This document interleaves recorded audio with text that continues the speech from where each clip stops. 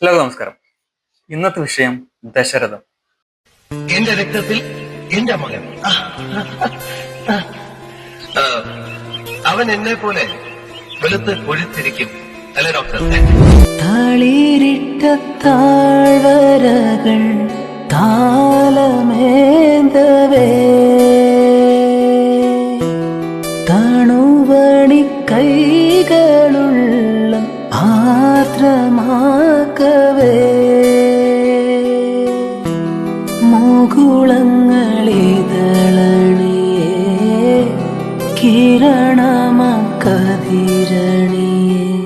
ഉള്ളിൽ ആമോദത്തിരകൾ ഉയരുമ്പോൾ മൗനം പാടും. 35 വർഷങ്ങൾക്ക് മുന്നേ ഇറങ്ങിയ സിനിമ. ഇന്ന് ഈ നിമിഷവും ഇപ്പൊ ഞാനിരുന്ന് ഇതിനെ പറ്റി ഒരു വീഡിയോ ചെയ്യുന്നു, അല്ലെങ്കിൽ നമ്മൾ എല്ലാ സിനിമാ ആസ്വാദകരും ആ സിനിമയെ പറ്റി സംസാരിക്കുന്നു. അത് ചുരുക്കം ചില സിനിമകൾക്ക് മാത്രം പറ്റുന്ന ഒരു സംഭവമാണ്, അല്ലെ? 89 റിലീസായ സിനിമ ഇന്ന് നമ്മൾ 2025 ആകാൻ പോകുന്നത്. നമ്മൾ ഇപ്പോഴും വരുന്ന അതിനെപ്പറ്റി കണ്ടന്റ് ചെയ്യാണ്. അതിന്റെ കാരണം മോഹൻലാൽ എന്ന് പറഞ്ഞ ഒരു ഫാക്ടർ ആണ്. അത് മാത്രമാണോ എന്ന് ചോദിച്ചാല് നമുക്ക് ഡീറ്റെയിൽ ആയിട്ട് സംസാരിക്കാം. കാരണം ആ ഒരു സബ്ജക്ട് നമ്മൾ എപ്പോഴും കാലത്തിന് മുമ്പേ സഞ്ചരിച്ച സിനിമ എന്ന് എപ്പോഴും പറയെങ്കിലും ഈ ഒരു സിനിമയാണ് എന്നെ സംബന്ധിച്ചിടത്തോളം മലയാളത്തിലെ ഈ ഒരു സിനിമ മാത്രമേ ഉള്ളൂ കാലത്തിന് മുന്നേ സഞ്ചരിച്ച സിനിമ. 89 സെറോഗസി എന്ന് പറഞ്ഞ ഒരു കൺസെപ്റ്റ് നമുക്ക് ചിന്തിക്കാൻ പോലും പറ്റില്ല. ഇപ്പം പോലും നിങ്ങൾ ആലോചിച്ച് നോക്കും, ഈ ഒരു നമ്മളിത് അറിഞ്ഞതും ഫെമിലിയർ ആയതും നയൻതാര ചെയ്തപ്പോഴും അല്ലെങ്കിൽ ഷാറുഖ് ഖാൻ മൂന്നാമത്തെ മകൻ ചെയ്തപ്പോഴൊക്കെയാണ് ഈ ഒരു വേർഡ് തന്നെ നമ്മൾക്ക് ഫെമിലിയർ ആയത് ഇവിടെ. സോ 89 ഇങ്ങനൊരു സബ്ജക്ട് മലയാളത്തില് നിങ്ങൾ ചിന്തിച്ചു നോക്കും, നമുക്ക് സ്വപ്നം കാണാൻ പോലും പറ്റാത്ത ആ കാലത്ത് അങ്ങനെ ഒരു സബ്ജക്ട് എടുത്ത് സിനിമ ചെയ്യുന്നു. ഒബ്വിയസ്ലി അതൊന്നും വിജയമല്ല, ആ സിനിമ വിജയമല്ല, അതൊരു പരാജയപ്പെട്ട സിനിമയാണ് നമ്മളതിൻ്റെ. പക്ഷെ എന്നാൽ ആ സിനിമയുടെ സബ്ജക്ട് കൊണ്ടോ അല്ലെങ്കിൽ ലാലേട്ടന്റെ പെർഫോമൻസ് കൊണ്ടോ കാലത്തെ മലയാളത്തിലെ ബെസ്റ്റ് മൂവീസിൽ നിൽക്കുന്ന മൂവിയാണ് ഈ ദശരഥം എന്ന് പറഞ്ഞത്. ലാലേട്ടന്റെ പെർഫോമൻസിനെ പറ്റി പറയുമ്പോൾ ഞാൻ അതിനു മുമ്പേ ഒരു കാര്യം കൂടി ക്ലിയർ ചെയ്യാണ്. കാരണം ലോകത്തുള്ള എല്ലാ ആക്ടേഴ്സിനെയും ഞാൻ രണ്ട് രീതിയിലാണ് വേർതിരിക്കുന്നത്. അതില് ഒന്ന് മോഹൻലാൽ എന്ന് പറഞ്ഞ ആക്ടറും, രണ്ട് ബാക്കിയുള്ള ആക്ടേഴ്സും. ഇത് ഞാൻ എവിടെയും കേട്ടോന്നല്ല, ഞാൻ തന്നെ എനിക്ക് തന്നെ തോന്നി ഉണ്ടാക്കിയ ഒരു സംഭവമാണിത്. ഈ ഒരു കോട്ട് നിങ്ങൾക്ക് അങ്ങനെ എടുക്കാം. ലോകത്ത് രണ്ട് തരം ആക്ടേഴ്സ് ഉണ്ട്, ഒന്ന് മോഹൻലാൽ, രണ്ട് ബാക്കിയുള്ള ആക്ടേഴ്സ്. കാരണം അതിന് പല റീസൺസ് ഉണ്ട്, ഞാൻ അങ്ങനെ പറയാം. ഇത് മനസ്സിലാവണമെങ്കിൽ ആദ്യം എന്താ പറയാ, നമ്മൾ ഈ അഭിനയം എന്ന് പറഞ്ഞാൽ വെറും കരയുന്നതോ അല്ലെങ്കിൽ എന്താ പറയാ അഭിനയിക്കുന്നതോ അല്ല. അഭിനയം നിന്ന് തിരിച്ചറിവുള്ള കുറച്ച് പേർക്ക് അല്ലെങ്കിൽ കുറച്ച് ആൾക്കാരുണ്ട്, അവർക്ക് വേണ്ടിയാണ് ഈ വീഡിയോ പോലും ചെയ്യുന്ന തരത്തിൽ. കാരണം എന്തുകൊണ്ടാണ് മോഹൻലാൽ വ്യത്യസ്തനാവുന്ന എല്ലാ മറ്റുള്ള ആക്ടേഴ്സിൽ നിന്നും? നമ്മൾ അഭിനയം നമ്മൾ അളക്കുകയാണ്, നമ്മളൊരു 10 ഇമോഷൻസ് എടുത്തിട്ട് അഭിനയം എന്ന് പറഞ്ഞ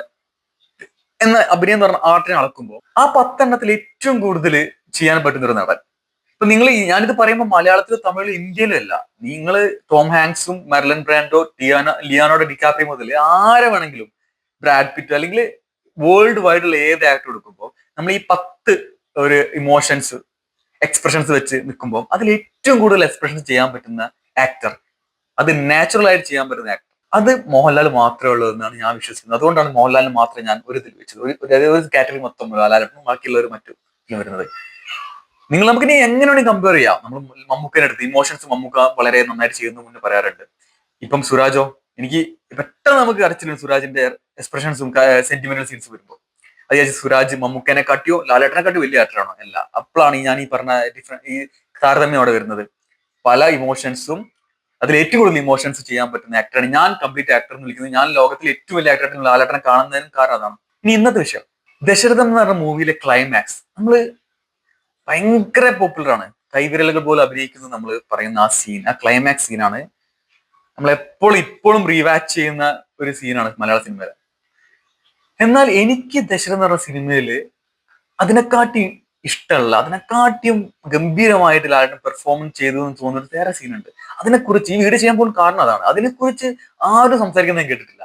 ക്ലൈമാക്സിനെ പറ്റി ദശരഥം ക്ലൈമാക്സ് എന്ന് പറഞ്ഞ ഒരു ടേമാണ്, അത് ഒരു ഗംഭീര ടേമാണ്. അത് യൂട്യൂബ് സെർച്ച് ചെയ്തപ്പോൾ നമുക്ക് കാണാം ദശരഥം ക്ലൈമാക്സ്. പക്ഷേ അതിൽ ഒരുപാട് ഭംഗിയുള്ള സീൻസ് ഉണ്ട്. എന്നാൽ വേറെ എനിക്ക് ഭയങ്കര ടച്ചിങ് ആയ ഇഷ്ടമുള്ള ഒരു സീന് വേറെ ഉണ്ട്. അത് നിങ്ങളായിട്ട് ഷെയർ ചെയ്യാൻ വേണ്ടിയാണ് ഈ വീഡിയോ തന്നെ ചെയ്യുന്നത്. അതായത് ഈ ഡെലിവറിയും കാര്യങ്ങളൊക്കെ കഴിഞ്ഞിട്ട് രേഖ ആ കുട്ടിയുടെ ലാലേട്ടന് കൊടുക്കാൻ തയ്യാറാകാത്ത ടൈമില് അവസാനം എന്നോണം ലാലേട്ടൻ കുറെ ട്രൈ ചെയ്തിട്ട് നടക്കാത്തപ്പോൾ ലാലേട്ടൻ രേഖയുടെ വീട്ടിലേക്ക് വന്നിട്ട് കുട്ടീനെ അവസാനമായിട്ട് ചോദിക്കുന്ന ഒരു രംഗമുണ്ട്. അഭിനയം എന്ന് പറയുന്നത് എന്താണെന്ന് കുറച്ചെങ്കിലും അറിയുന്നവർക്ക് ഞാൻ പറയാനുള്ളത് ആ സീന് അതാണ് അഭിനയം. ഇമോഷൻസും ബോഡി ലാംഗ്വേജിലും എങ്ങനെയാ അഭിനയിക്കുന്നത്. ക്ഷമിക്കണം, ഞാൻ ഈ വീഡിയോ ഞാനൊന്ന് പോസ്റ്റ് ചെയ്ത് കൊണ്ട് അതിന്റെ അപ്പം വരുന്ന കമന്റ്സ് പറഞ്ഞ് ചെയ്യാനാണ് ഞാൻ ആഗ്രഹിക്കുന്നത് കേട്ടോ. സോ നമുക്ക് വീഡിയോ സ്റ്റാർട്ട് ചെയ്യാം.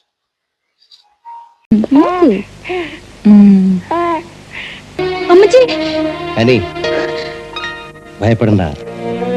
മോഷ്ടിച്ചു കൊണ്ടുപോകാനല്ല ഞാൻ വന്നത്.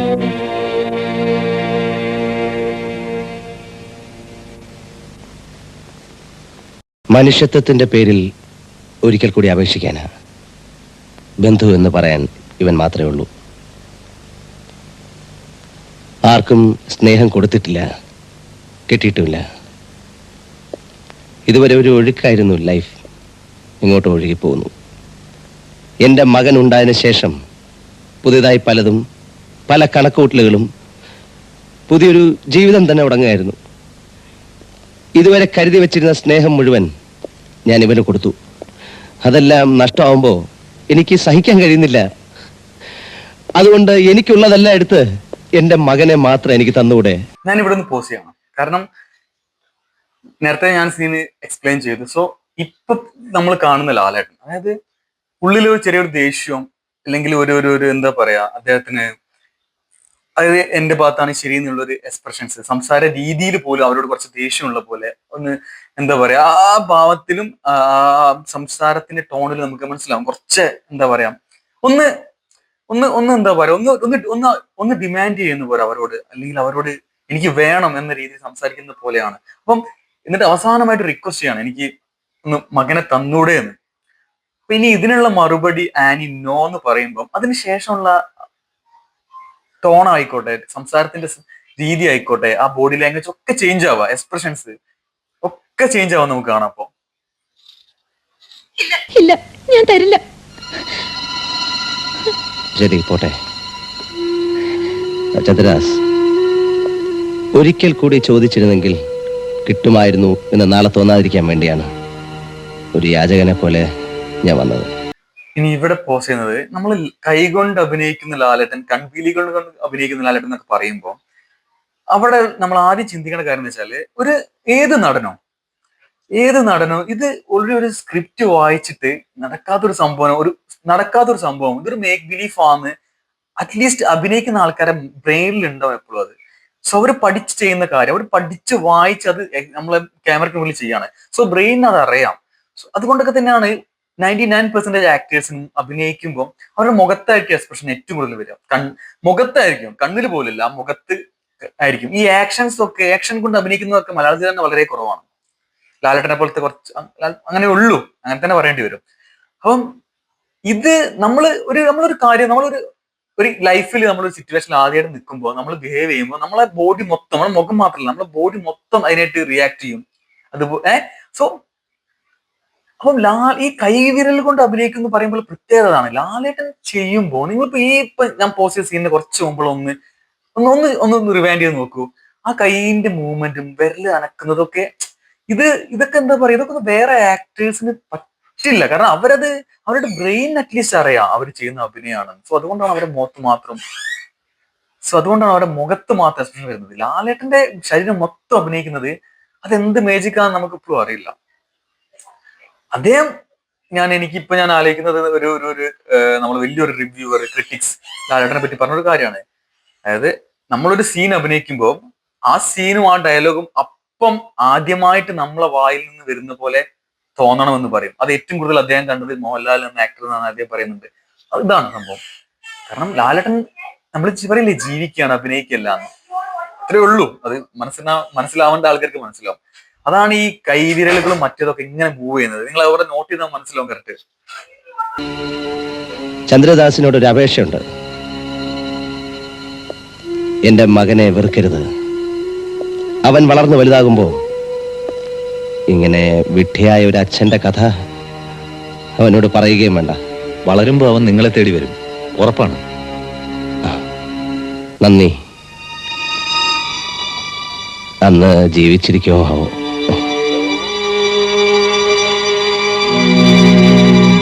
ഇവിടെയും കൂടി പോസ്റ്റ് ചെയ്യാണ്. എനിക്ക് ഏറ്റവും ഇഷ്ടപ്പെട്ട സീൻ, ഈ സിനിമയിൽ എനിക്ക് ഏറ്റവും ഇഷ്ടപ്പെട്ട സീനാണിത്. എനിക്ക് കാണാൻ പോകുന്നത് ആ കുട്ടിയെ ഒന്ന് ചോദിക്കുന്ന, ഞാൻ ഒന്ന് എടുത്തോട്ടെ എന്ന് ചോദിക്കുന്ന സീനും അതിന് ശേഷമുള്ളത്. ഞാൻ അവനെ ഒന്ന് എടുത്തോട്ടെ. ഒന്ന് കൊടുക്കുമോളെ.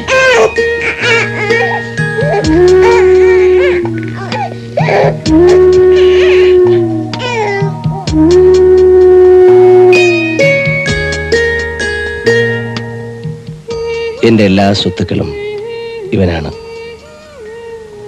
കണക്ക് പറയുന്ന ശുംഭൻ എന്ന് പറഞ്ഞ് എന്നെ പരിഹസിക്കരുത്. അച്ഛൻ എന്ന് പറഞ്ഞ് കേട്ടപ്പോഴൊക്കെ വല്ലാത്തൊരു അഭിമാനം തോന്നിയിരുന്നു. ഒരിക്കൽ പോലും നീ അങ്ങനെ വിളിച്ചില്ല.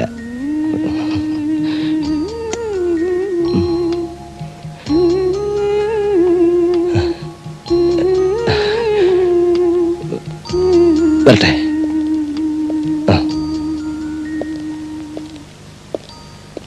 എല്ലാവരും ഈ സിനിമേന്റെ ക്ലൈമാക്സിനെ പറ്റി സംസാരിക്കുമ്പോൾ എനിക്ക് ഏറ്റവും ഇഷ്ടപ്പെട്ട സീൻ ഇതാണ്. നിങ്ങൾക്ക് എത്ര പേർക്ക്, കാരണം ആരും ഇത് പറയണ ഞാൻ കേട്ടിട്ടില്ല, നിങ്ങൾ ഇത് കണ്ടപ്പോ കാണുന്ന എത്ര പേർക്ക് അങ്ങനെ തോന്നിയിട്ടുണ്ടെന്ന് പറയാം.